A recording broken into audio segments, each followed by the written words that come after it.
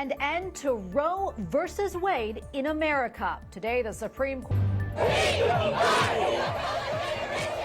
An end to Roe versus Wade in America. Today, the Supreme Court struck down the landmark 1973 ruling that legalized abortion in the United States. Thank you so much for being with us tonight on this Solemnity of the Sacred Heart of Jesus. I'm Tracy Sable. It will now be up to individual states to decide on whether to allow or prohibit abortions.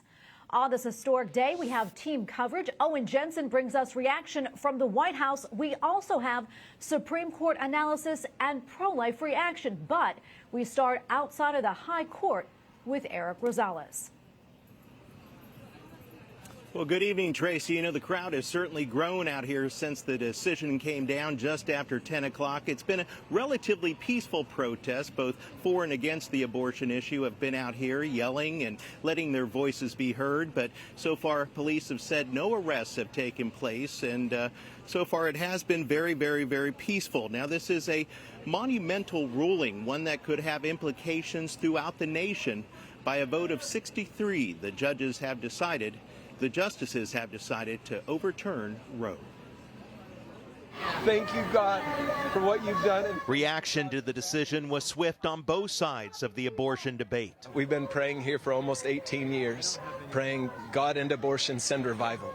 And so for us, this is a massively monumental case because this brings liberty and freedom to those that have no voice. This is going to hurt many women around the world, around in our country, especially women in low-income areas who don't have the resources that they're able to get abortions. This is a huge barrier that we just broke today in the pro-life movement because now we have the ability to abolish abortion, not only abolish it, but make it unthinkable. In the majority opinion, Justice Alito wrote, quote, "Abortion presents a profound moral question. The Constitution does not prohibit the citizens of each state from regulating or prohibiting abortion." Former U.S. Ambassador for International Religious Freedom Sam Brownback tells me this decision is a long time coming. Finally, we've got a court courageous enough to turn this issue back to the people and the state legislatures. That's where it should have stayed. That's where it should have been. That's where it now goes back to. On Capitol Hill, self-proclaimed Catholic Speaker of the House Nancy Pelosi chastised the decision. This is deadly serious, but we are not going to let this pass.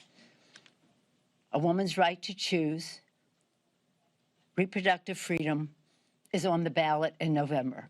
While pro-life lawmakers praised it. My hope, my prayer is that America will reclaim our identity as a nation whose God-given rights are life, liberty, and the pursuit of happiness for all.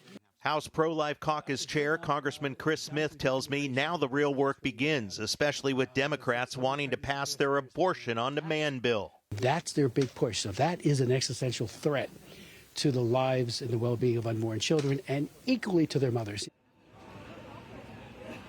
The U.S. Conference of Catholic Bishops praised today's decision, saying in part that Roe has resulted in the deaths of tens of millions of preborn children, generations that were denied the right to even be born. Now, House Leader Kevin McCarthy said, especially with today's decision, that the justices need to be protected. He is now calling on the Attorney General to apply the laws that are already in place to keep them protected. Outside the Supreme Court, Erik Rosales, EWTN News Nightly.